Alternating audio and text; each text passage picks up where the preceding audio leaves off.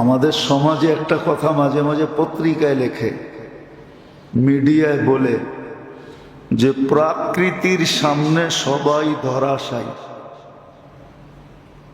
বোঝেন, বাংলা বুঝছেন? প্রাকৃতিক দুর্যোগের সামনে সবাই কি, যত বড় শক্তি হোক। আচ্ছা, প্রকৃতি জিনিসটা কি বলেন তো? এটা আল্লাহর কুদরত। আল্লাহ এটা কি?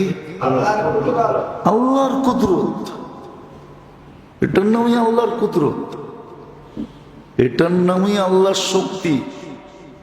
যে সাইক্লোন আসতেছে ধায়া, কিন্তু তীর কামান সবই আছে, কিন্তু কারো কাছে করার কোনো ক্ষমতা নেই। সব বেবস হয়ে বসে আছে, ঠিক না? এটাকে প্রাকৃতি বলে, কিন্তু প্রাকৃতি আসলে হলো আল্লাহর শক্তি এবং আল্লাহর কুদরত। আচ্ছা, মাইনা নিলাম এই প্রাকৃতি আমাদের পক্ষে যদি হয়ে যায়, তাহলে আপনার আর কোন অস্ত্রের দরকার বলেন? প্রাকৃতি যদি আপনার পক্ষে হয়ে যায়, আপনার বিরুদ্ধে না যায়, পক্ষে যায়, তাহলে আর কি লাগবে আপনার বলেন? আল্লাহ তো এটাই বলছিল যে আমি তো তোমাদের পক্ষে। মোমেন মুসলমানের পক্ষে আল্লাহ, বিরুদ্ধে না। হ্যাঁ, আমরা বিরুদ্ধে নিয়ে গেছি আমাদের আত্মার রোগের কারণে, কর্মের কারণে আমরা বিরুদ্ধে নিয়ে গেছি, বিরুদ্ধে নিয়ে গেছি। যেমন প্রমাণ দিছেন, ভাবার বিষয়। কিন্তু আবু দারদা রাদিয়াল্লাহু তাআলা আনহু তিন ব্যক্তিকে বলে দিছে আমার বাড়ি জ্বলে নাই, অথচ তিন ব্যক্তি এসে একই কথা বলছে, তোমার বাড়ি জ্বলে গেছে। কেননা পুরো বস্তি যখন জ্বলে গেছে, তো তোমার বাড়ি থাকে কি করে? তোমার বাড়িটাও তো আমাদের বস্তির ভিতরই। কিন্তু চতুর্থ তিনি তিনবারই বলছে আমারটা জ্বলে না। যখন জলাজুলা শেষ, ধোঁয়া সব চলে গেছে, এলাকা পরিষ্কার হয়ে গেছে, তখন দেখছে পুরো বস্তির ভিতরে ওনার বাড়িটাই দাঁড়ায় আছে। তো চতুর্থ ব্যক্তি জিজ্ঞাসা করছে, তুমি এত দৃঢ়তার সাথে কি করে বললা যে তোমার বাড়িটা জ্বলে নাই? বলছে, আমি তো দোয়া পড়া বাহির হয়েছি। দোয়ার সাথে তো আল্লাহ আল্লাহর রসুলের অঙ্গীকার ছিল। আমি তোমাদের চোখের দেখাকে মিথ্যা বলতে পারি, তোমাদের দেখাকে মিথ্যা বলা কোনো অসুবিধা নেই, কোনো সমস্যা নেই।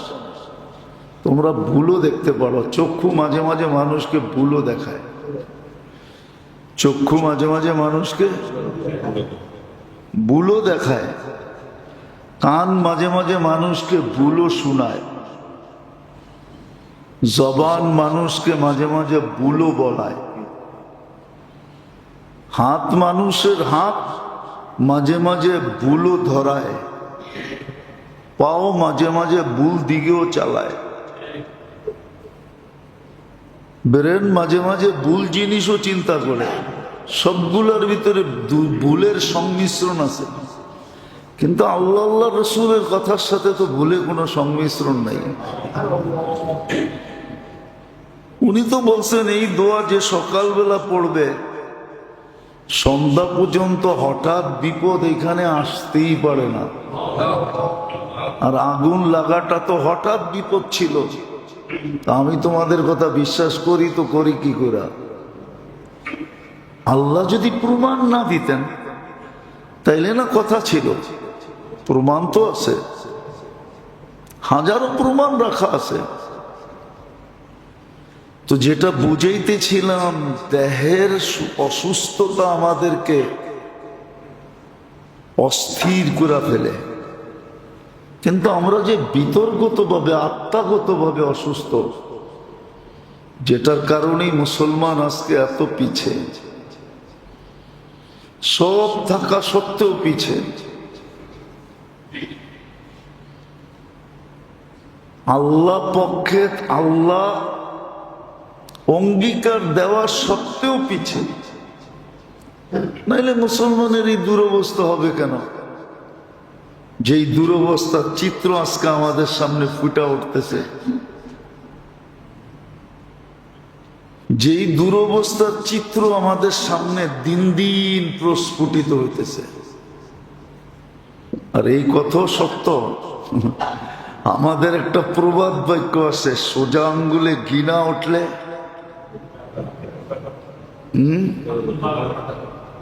বলেন না, আল্লাহ একটু বলে দিছে, সোজা যদি না চলো তাহলে তোমাদেরকে বেকা আঙ্গুল দিয়ে চালাবো। এই প্রবাদ বাক্য আল্লাহ বলছে, শুধু মানুষ বলে নাই, যে সোজা আঙ্গুলে ঘৃণা উঠলে বেকা আঙ্গুল দিয়ে উঠাবো। কি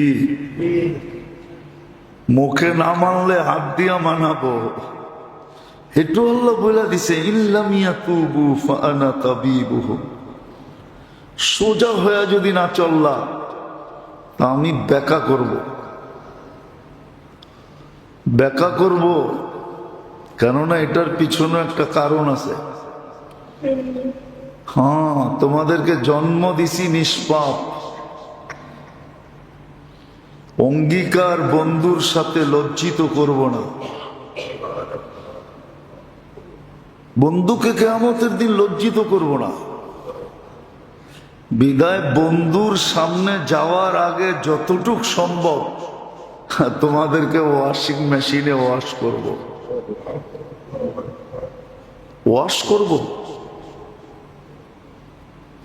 ওয়াশ করব তোমাদেরকে।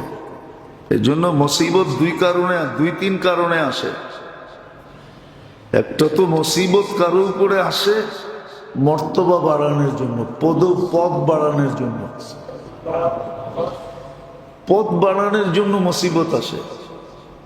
হাদিসে সুস্পষ্ট আছে, মুসিবত সকালে উঠে আল্লাহকে জিজ্ঞাসা করে কোথায় যাব, ইলা আইনা আতাওয়াজ্জাহ, আমি যাব কোন দিকে? তা আল্লাহ বলে, ইলা আউলিয়া, আমার বন্ধুদের কাছে যা, আমার আপন মানুষের কাছে যা। তো মুসিবত বলে, আলা ইলা আদাইক, আপনার দুশ্মনদের কাছে যাব না? আল্লাহ বলে না। তো মুসিবত হাক্কা বাক্কা খাওয়া যায়, আশ্চর্য হয়ে যায়, এটা আবার কেমন কথা? যাওয়ার তো কথা দুশ্মনের কাছে, পাঠাইতেছে বন্ধুর কাছে।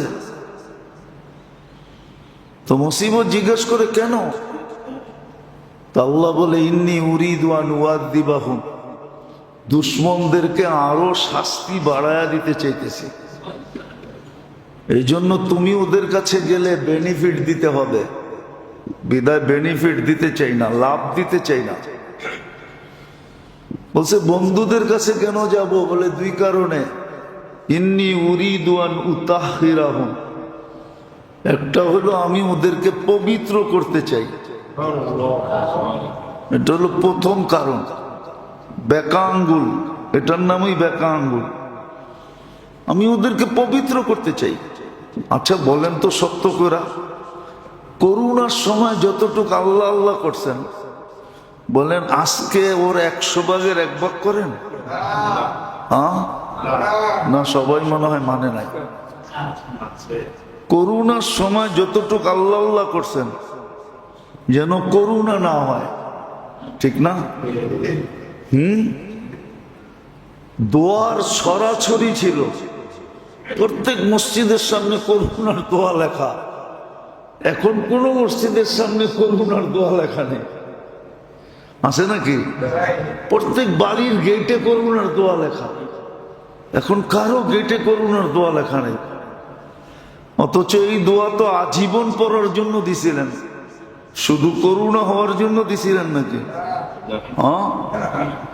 আল্লাহুম্মা ইন্নী আউযু বিকা মিনাল বারাসি ওয়াল জুযামি ওয়া মিন সাইয়্যিল আসকাম। এটা তো সারা জীবন পড়ার লেগে দিছি না, যে ডেলি সকাল বিকাল পড়ো। কিন্তু করোনার সময় যতটুকু আল্লাহ আল্লাহ করছি, আচ্ছা বলেন বিপদে পড়লে যতটুকু আল্লাহকে ডাকে, বিপদ সেরা গেলে এতটুকু ডাকে নাকি? অথচ আল্লাহকে ডাকা তো উচিত ছিল 24 ঘন্টা, ঠিক না? কেন 24 ঘন্টাই তো নেয়ামতের ভিতরে ডুবা আছি। যদি 24 ঘন্টা আমার উপরে নেয়ামত বর্ষিত না হইতো, এই জন্যই তো এক জায়গায় বড় আক্ষেপে বলছেন, শব্দটা আল্লাহর জন্য শোভনীয় না, কিন্তু আমার কাছেও দ্বিতীয় শব্দ নাই, জানা নাই, হয়তো ডিকশনারিতে আছে। আল্লাহ বড় আক্ষেপের সাথে বলা যেতে পারে, বড় ব্যথা নিয়া, বড় দুঃখ নিয়া, যদি এগুলো আল্লাহর জন্য একটা শব্দ শোভনীয় না, বড় আশ্চর্যান্বিতার সাথে আল্লাহ বলতেছেন, রহমতি ইলাইকা নাজিল, 24 ঘন্টা আমার রহমত তোর উপরে বর্ষিত হইতে থাকে। ও মাসিয়াতুকা ইলাইয়া সাঈদ, আর 24 ঘন্টা তুই আমার দিকে নাফরমানি পাঠাইতে থাকিস। তারপরে আল্লাহ জিজ্ঞাসা করছে, বল তোর বিবেক কি বলে, এটা কি ঠিক? আমি 24 ঘন্টা রহমত পাঠাই। 24 ঘন্টা আল্লাহ আল্লাহ বলার অভ্যাস করা দরকার ছিল। উঠতে আল্লাহ, বসতে আল্লাহ, খাইতে আল্লাহ, লইতে আল্লাহ, চলতে আল্লাহ, ঘুমাইতে আল্লাহ, উঠা আল্লাহ, সব জায়গায় আল্লাহ আল্লাহ বলা দরকার ছিল। কেন 24 ঘন্টা রহমত নাযিল হইতেছে, নাহলে আপনি সুস্থ বসে আছেন কি করে? আরে সুস্থ আপনি বসে আছেন কি করে? হাজারো জিনিস শরীরের ভিতরে দেখানো যায়, একটু বাইরে গেলে মাথা নষ্ট, একটু কইমা গেল মাথা নষ্ট। মনে করেন যাদের ডায়াবেটিসের রোগী, ওদের সুগার বাড়লেও মাথা নষ্ট, কমে গেল। আপনি যে বাড়েও না কমেও না, এই মেশিনটা আপনার শরীরে কোন জায়গায় ফিট করা? এই মেশিনটা যদি বিজ্ঞান বানাইতে পারতো, তাহলে তো আমার শরীরও ফিট করে দিত নতুন একটা। বলবো আল্লাহর দেওয়াটা অকেজো হয়ে গেছে, অকেজো হয়ে গেছে দিত, সুগার কন্ট্রোল নাই।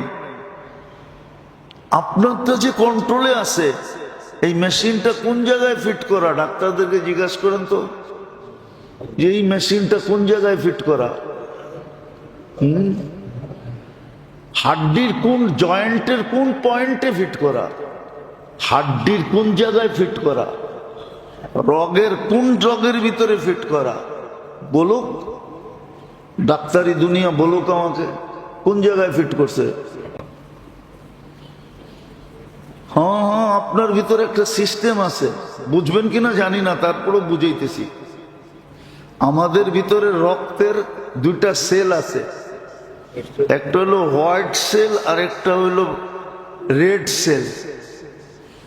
হোয়াইট সেল যখন কমতে থাকে আর রেড সেল লালটা যখন বাড়তে থাকে, তখনই ডাক্তাররা ধরে নেয় বন মেরু করে। বন মেরু, এই টেস্টের নাম হলো বন মেরু, যে এর ব্লাড ক্যান্সার হলো কিনা। যখন দেখবে প্লাটলেট কমে গেছে, হোয়াইট সেল কমে গেছে, কমতেছে, দ্রুত কমে গেছে, 1.5 লক্ষ সবচেয়ে নিচে, উপরে 4.5 লক্ষ পর্যন্ত হতে পারে। 1.5 লক্ষের নিচে যখন চলে যায়, তখনই ডাক্তারের ভিতরে চিন করে ওঠে, রুগীর কানে কানে বলে, অভিভাবকের কানে কানে বলে, রুগীর কানে কানে না। সন্দেহ লাগে কোনো ব্লাড ক্যান্সার হলো কিনা। বলেন তো এই মেশিনটা কোন জায়গায় শরীরে ফিট করা আছে? ডাক্তাররা বলুক, যারা কিছু ডাক্তারি জ্ঞান রাখে ওরা বলুক, ফুল প্রফেসরকে নিয়ে আসেন ও বলুক, যে কোন জায়গায় মেশিনটা লাগানো আছে যেটা হোয়াইট ব্লাড সেলকেও সমান রাখে, আবার রেডটাকেও সমান রাখে। কোথায়? কোনদিন যদি প্রযুক্তি হয়, হয়তো আমরা থাকবো না, হইলেও হইতে পারে, তখন দেখা যাবে মেশিনটা কিরকম হয়, কত দাম হয়, কত বড় হয়, সেট কোন জায়গায় হয়, শরীরে কতটুকু ফাইরা ঢুকাইতে হয়। তো মেরে দোস্ত, মেরে ভাইও, মেরে আজিজও, 24 ঘন্টা কিন্তু রহমত আপনার উপরে নাজেল হইতেছে। বিদায় আমি ভুগতেছি ডায়াবেটিসে, আর আপনি দিব্যি আমার সামনে 1.5 কেজি 2 কেজি খায়া ফেললেন। এক মাত্রা বাড়লো না, একটু 1 নাম্বার বাড়লো না। 5-এর থেকে 6 হইল না, 6-এর থেকে 7 হইল না, 7-এর থেকে 8 হইল না, 8-এর থেকে 9 হইল না। হইলেও যদি তো আধা ঘন্টার জন্য হবে, তারপরে আবার নিচে নেমে চলে আসবে জায়গাটা জায়গায়। এই যে আপনার ভিতরে 24 ঘন্টা ফিট ডায়াবেটিসকে কন্ট্রোল করে রাখতেছে,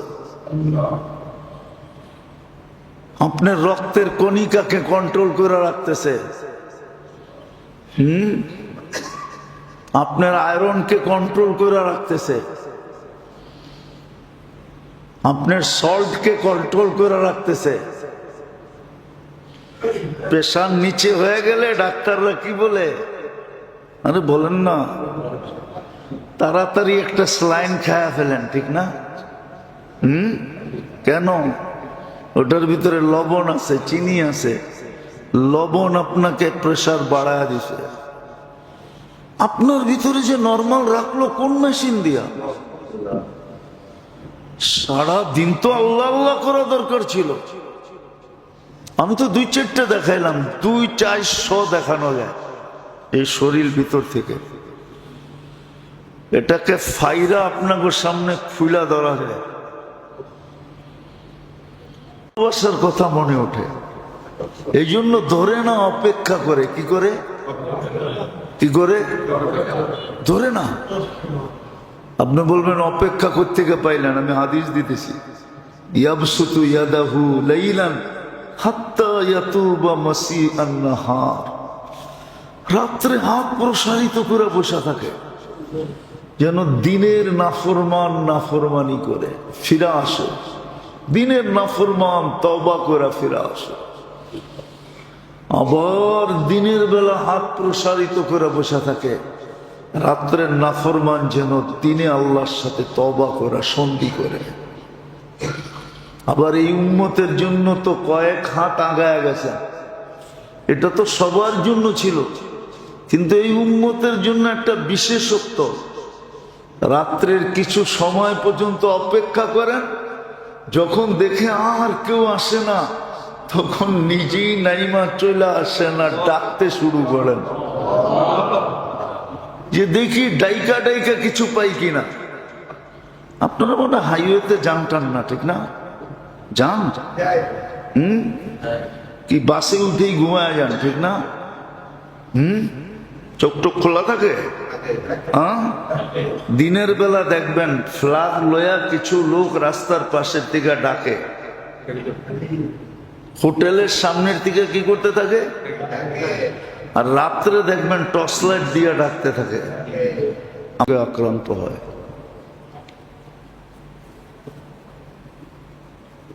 দেহটার আক্রান্ত যেরকম ফুটা ওঠে, মানুষকে ক্লান্ত করে,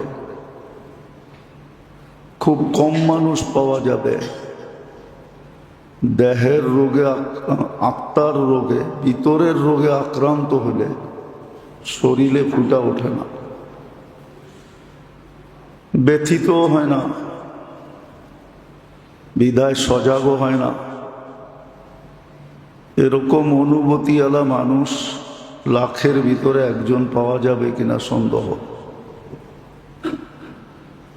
যেমন একটা উদাহরণ দিলে দেখা যাবে, মসজিদ বড় মুসল্লি থাকবে, এক হাদিসে আছে মসজিদ বড় মুসল্লি থাকবে, খচাখচ মসজিদ ভরা মুসল্লি, কিন্তু খুশু খুজুওয়ালা একজনও থাকবে না। নামাজ যে খুশু খুজুর সাথে পড়া, এই অনুভূতিটাও কারো ভিতরে আসবে না যে আমার ভিতরে খুশু নাই, আমার ভিতরে খুজু নাই, একাগ্র চিত্ততা নাই আমার ভিতরে, এই অনুভূতিটাও আসবে না। কেননা এটা দেহের ভিতরে কোনো প্রভাব ফেলে না, তো এই জন্য দেহের মালিক কোনো সজাগ হয় না। ঠিক শরীরের রোগে মানুষ সজাগ হয়, একটু মাথা ব্যথা, একটু দাঁত ব্যথা, একটু কান ব্যথা, একটু হাত ব্যথা, একটু পাও ব্যথা, একটু অস্থিরতা, ঘুম পর্যন্ত উড়া যায়, সারা রাত্র ছটপট ছটপট করে। কেননা এটা শরীরের উপরে প্রভাব পড়তেছে, বিদায় সে সজাগ হয়ে বসে আছে। তদ্রূপ মানুষের ভিতরেও রোগ হয়, আত্মায়ও রোগ হয়, কিন্তু আত্মার রোগের প্রভাব শরীরে পড়ে না বিদায় কেউ সজাগ হয় না, ভাবেই না। অথচ বড় বড় রোগ হয়, এরকম বড় বড় রোগ দুনিয়াতে যেরকম কিছু রোগ আছে যেটার অ্যান্সার নাই, যেমন ক্যান্সার, নো অ্যান্সার। ক্যান্সার রোগের কোনো উপশম নাই, আরোগ্যতা নেই, মেডিসিন এখনো 100-এ 100 আসে নাই। ক্যান্সার যে সে ভাবে একদিন না একদিন আমি মরে গেল, আতঙ্কের ভিতরে 24 ঘন্টা থাকে। অথচ হাদিস পর্যালোচনা করলে দেখা যায় দুরারোগ্য রোগে যে মারা যায় তার জন্য শাহাদতের সওয়াব মিলে। এত বড় পুরস্কার মিলে, তারপরও অস্থির। কিন্তু ভিতরের রোগ যখন হয়, আজকের পটভূমিতে এটি বোঝা যাইতেছে যে মুসলমানের কাছে কোনো জিনিসের কমি নাই। পর্যালোচনা করলে দেখা যাবে মুসলমানকে আল্লাহ এত দিছেন যে মুসলমানের কাছে রাখার জায়গা নেই। যদি মুসলমানের কাছে রাখার জায়গা থাকতো তাহলে আপনি আমাকে যুক্তি দিয়ে বুঝান মুসলমানের টাকা কেন বিদেশের ব্যাংকে যেত? বিদেশের সমস্ত বিদেশি ব্যাংকগুলা মুসলমানের টাকা দিয়ে ভরা। সুইস ব্যাংক কাদের টাকা দিয়ে ভরা? যত নামি দামি ব্যাংক আছে সব মুসলমানের টাকা দিয়ে পড়া। আল্লাহ তো মুসলমানদেরকে কোনো অভাব দেন নাই। একটা যুগ ছিল অভাবের, মানি আমি, কিন্তু এটা কোরবানি যারা করার তারা করে চলে গেছে। বাপ বড় কোরবানি করছে, কিন্তু ছেলে এখন প্যারাডো চালায় না? নাই এরকম? চলেন আমরা আজকেই দেখি, আমরা যতটুক চলাফেরার বাহন ব্যবহার করি, আমাদের বাপ চাচারা কি এর 100 ভাগের 1 ভাগ করছে? কোরবানি যারা করার তারা করে চলে গেছে, কবরে চলে গেছে। আমরা এখন সচ্ছলতার যুগে আছি, তারপর মুসলমানের এই দুরবস্থা কেন? আর্থিক দিক দিয়ে তো মুসলমান কম না, অনেক উচ্চাঙ্গে। আর্থিক সচ্ছলতা যতটুকু মুসলমানের আছে, যতই উন্নত উন্নত উন্নত বলুক, অতটুকু সচ্ছলতা কারো জীবনে নাই। খালি রাস্তা সুন্দর, বাড়িঘর দেখতে সুন্দর, হ্যাঁ, বাড়িঘর দেখতে সুন্দর, এটাই মনে হয় আমাদেরকে আকৃষ্ট করে, ঠিক না? জানতো আপনি উন্নত দুনিয়ায় কোন বেটায় বাড়ি বানাইছে লোন নেয় নাই? ও তো লোনের পাহাড়ের নিচে চাপা পড়া, লোনের পাহাড়ের নিচে চাপা পড়ে আছে। যা কামায় সিংহবাগ। আমাদের দেশের তো নিম্নমানের চাকরিজীবীও মাসের শেষে টাকাটা নিজের হাতে গুনতে পারে। কম হোক বেশি হোক, এটা গণাও একটা কি আনন্দ, ঠিক না? জান না উন্নত দুনিয়ায় কেউ টাকা গুনতে পারে কিনা? যান ঘুরে দেখা আসেন। ও টাকা তো ব্যাংকের অ্যাকাউন্টে যায়, যে যে পাওনাদার তার কাছে অটোমেটিক চলে যায়। সে তো কোনোদিন টাকা গয়নাও দেখতে পারে না। আপনি তো 5,000 টাকা গয়না দেখতে পারেন যে 5,000 টাকা পাইলাম। টাকা গণারও একটা স্বাদ আছে, নোট চোখে দেখাও একটা স্বাদ আছে। ওরা তো কোনোদিন স্বাদ দেখে না। জিজ্ঞাসা করেন কারো আত্মীয় স্বজন বিদেশে থাকলে, উন্নত দেশে থাকলে, উন্নত আমেরিকা, কানাডা, অস্ট্রেলিয়া, ইউরোপ, জিজ্ঞাসা করেন ওকে, ও গয়না দেখতে পারে কিনা। তো যেটা বুঝাইতেছিলাম, আজকে মুসলমানের এই দুরবস্থা কেন? শরীরের রোগ নিয়ে সবাই সজাগ, কিন্তু ভিতরে যে আক্রান্ত এটা নিয়ে কেউ সজাগ না। আর সজাগ না হওয়ার কারণও বলছি, কেননা আত্মার রোগের প্রভাব শরীরে পড়ে না, শরীর দিয়ে ফুটা ওঠে না, শরীরকে ভেদ করে না। হ্যাঁ, দেহের রোগ শরীরের উপরে আক্রান্ত হয়, শরীরকে ভেদ করে, শরীরের উপরে প্রভাব পড়ে। এই জন্য হইতে দেরি, চিৎকার দিতে দেরি করে না। আক্রান্ত হইতে দেরি, চিৎকার দিয়ে আন্দার করতে দেরি করে না। কিন্তু ওই লোকটাই দেখা যাবে আত্মায় আক্রান্ত। শরীরের রোগ তো হাজারো আছে, আগেও বলছি এখনো বলতেছি। হাজারো রোগ আছে, হাজারো না। মুসলমানের মাথা ব্যথায় যে সোয়াব পায়, মাথা ব্যথায়, মাথায় যখন ব্যথা হয় আর ওটার উপরে সবর করে আল্লাহ আল্লাহ করে যে সোয়াব পায়,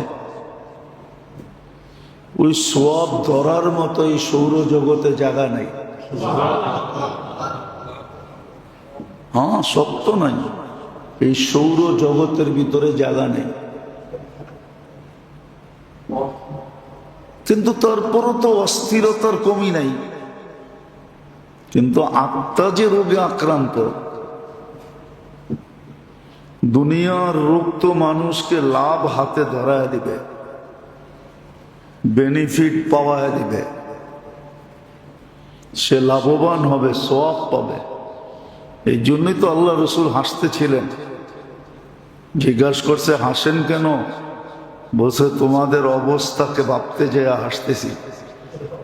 কাঁটা বিঁধলেও তোমরা সওয়াব পাও, কাঁটা বিঁধলেও সওয়াব মেলে। কিন্তু আত্মার রোগে যে আমরা আক্রান্ত, যার কারণেই মুসলমানের এই দুরবস্থা। যে যতই যুক্তি দেখ না কেন, যে যতই যুক্তি দেখ না কেন, যে মুসলমানের কাছে এটা নাই, সেটা নাই, এই নাই, সেই নাই,